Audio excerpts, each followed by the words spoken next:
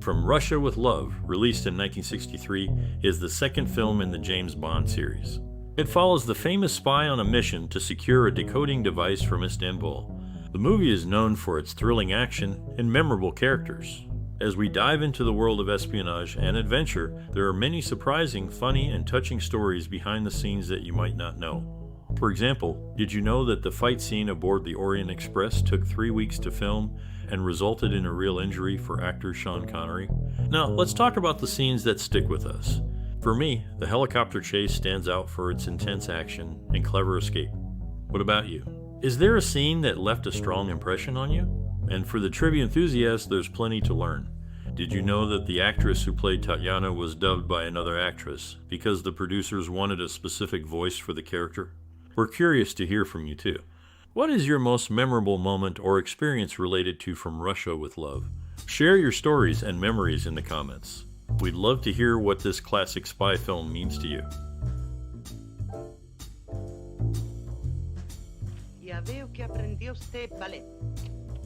In From Russia with Love, the second film in the James Bond series, we see a blend of romance and espionage that is characteristic of Cold War cinema.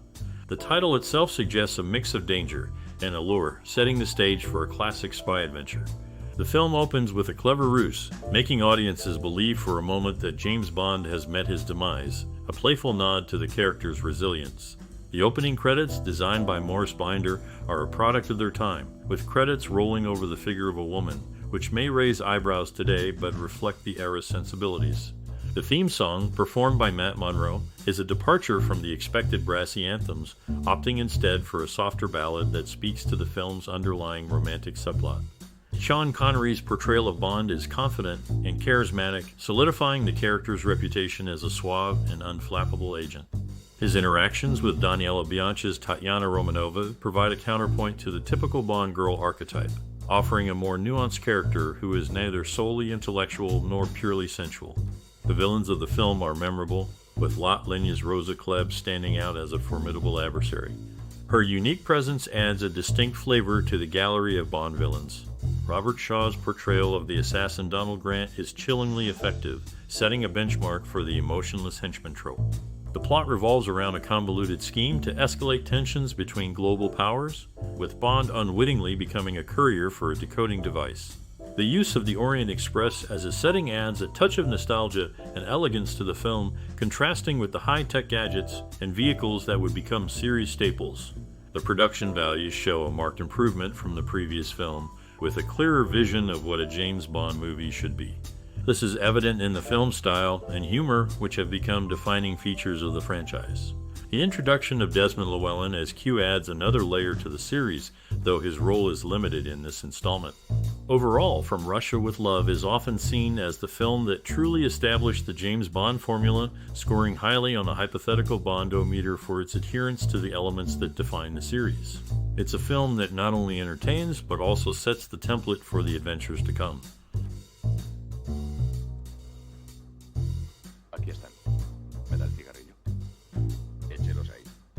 Daniela Bianchi, known for her role in a classic spy film, also starred in Operation Kid Brother, a parody of the genre. Meanwhile, Lenya, a significant figure in theater and film, had a notable summer in 1936. She, along with Kurt Weill, Paul Green, and Cheryl Crawford, stayed in Nichols, Connecticut, where they developed the Broadway play Johnny Johnson.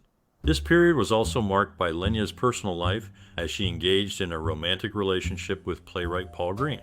Earlier, in 1931, Lenya had appeared in the German film The Threepenny Opera, reprising her acclaimed role as Jenny from the original 1928 production. Her performances have left a lasting mark on the arts, showcasing her talent in both dramatic and musical roles.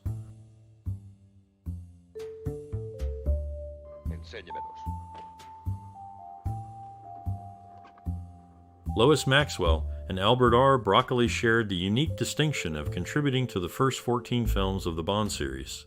Desmond Llewellyn, known for his recurring role, collaborated with Bernard Lee on 10 occasions, bringing to life memorable performances across 2 decades.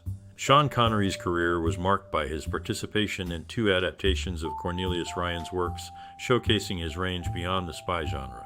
These individuals' careers intersected through their work on a series that has become a staple of cinematic history, each leaving their own mark on its legacy.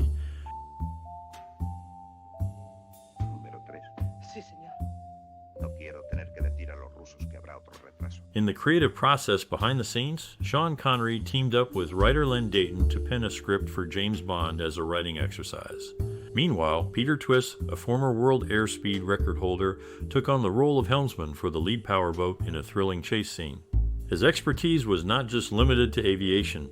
At the time, he was employed by the company that manufactured the boats used in the film. Twist recounts an incident in his autobiography where a miscommunication led to a 2-day filming delay. Additionally, Lenya, who played a memorable role in the film, was once immortalized in song by Louis Armstrong. In his rendition of Mac the Knife, Armstrong included a nod to Lenya, substituting her name into the lyrics, a testament to her influence and recognition beyond the silver screen.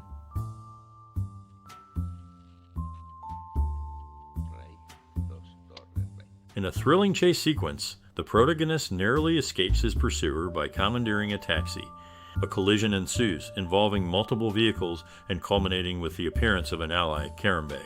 The scene, notable for the meticulous detail of the cigar's ash, was ultimately removed due to a continuity error identified shortly before release. The film's production was significantly influenced by the requirements for British funding, necessitating that a substantial portion of the filming occur within Great Britain or the Commonwealth. Pinewood Studios' Heatherton Hall, a Victorian estate with a storied history in cinema, served as the backdrop for the film's opening sequence. This location has been featured in various productions, including the adaptation of another of Ian Fleming's works, demonstrating its versatility as a filming location.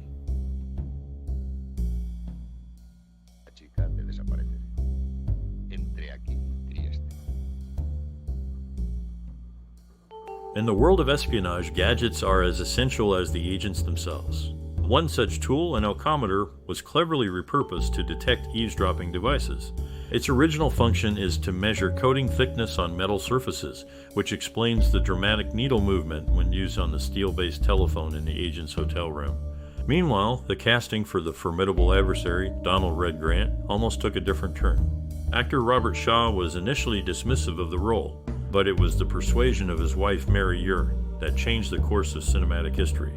Additionally, the production achieved a rare feat by securing access to St. Sophia's Moss for filming, a location previously unopened to such endeavors. These behind-the-scenes details offer a glimpse into the challenges and decisions that shape a film.